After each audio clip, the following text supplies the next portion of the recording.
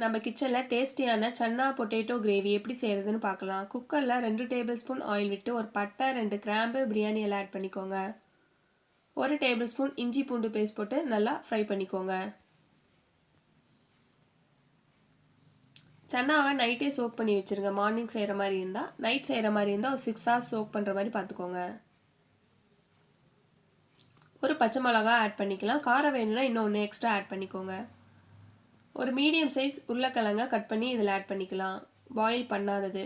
இதே ரெசிபியை நீங்கள் பேன்லேயும் செய்யலாம். பேனில் செய்கிற மாதிரி இருந்தால் சன்னாவையும் உருளைக்கிழங்கையும் பாயில் பண்ணி வச்சுக்கோங்க. ஒரு 1 minute நல்லா ஃப்ரை பண்ணி விடுங்க. இந்த டைமில் 2 மீடியம் சைஸ் பெரிய வெங்காயம், 2 மீடியம் சைஸ் தக்காளியை மிக்சியில் போட்டு நல்லா பேஸ்ட் பண்ணிக்கோங்க.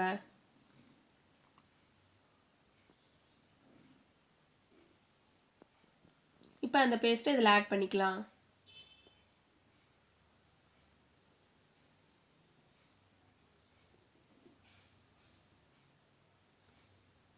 நல்லா மிக்ஸ் பண்ணிக்கோங்க. ஒரு 2-3 minutes நல்லா கொதிக்கட்டும். அது பச்சை வாசனை போகிற வரைக்கும்.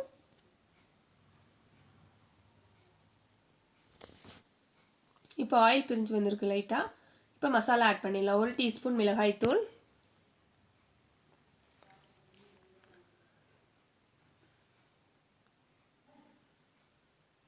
1 டேபிள் ஸ்பூன் மல்லித்தூள்,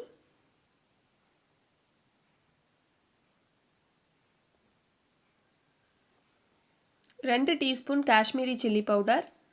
இது கலருக்காக தான் ஆட் பண்ணுறேன். இது இல்லைன்னா ஸ்கிப் பண்ணிக்கோங்க. காரம் இருக்காது அதிகமாக. மிளகாய்த்தூள் கொஞ்சம் எக்ஸ்ட்ரா ஆட் பண்ணிக்கோங்க. 1/2 டீஸ்பூன் மஞ்சத்தூள், தேவையான அளவு உப்பு. நல்லா மிக்ஸ் பண்ணிக்கோங்க. இன்க்ரீடியன்ஸ்லாம் டிஸ்கிரிப்ஷனில் கொடுக்குறேன், பார்த்துக்கோங்க.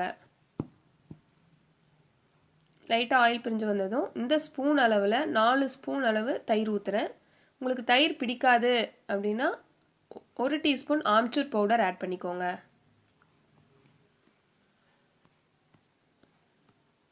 நல்லா மிக்ஸ் பண்ணி ஒரு 2 minutes நல்லா கொதிக்கட்டும்.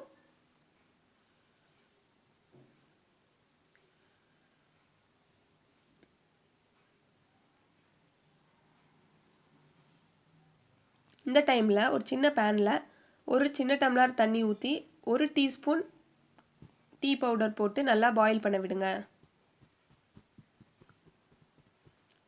இப்போ அந்த கிரேவியில் ஊற வச்ச சன்னாவை ஆட் பண்ணிடலாம். வாட்டர் கம்மியாக இருக்கிற மாதிரி பார்த்துக்கோங்க. ரொம்ப ஜாஸ்தியாக இருந்தால் கிரேவி தண்ணி ஆகிடும். செமி கிரேவியாக இருந்தால் தான் இது நல்லாயிருக்கும். இது நல்லா கொதிச்சிருச்சு. இப்போ இது ஃபில்ட்ரு பண்ணி எடுத்து வச்சுக்கோங்க.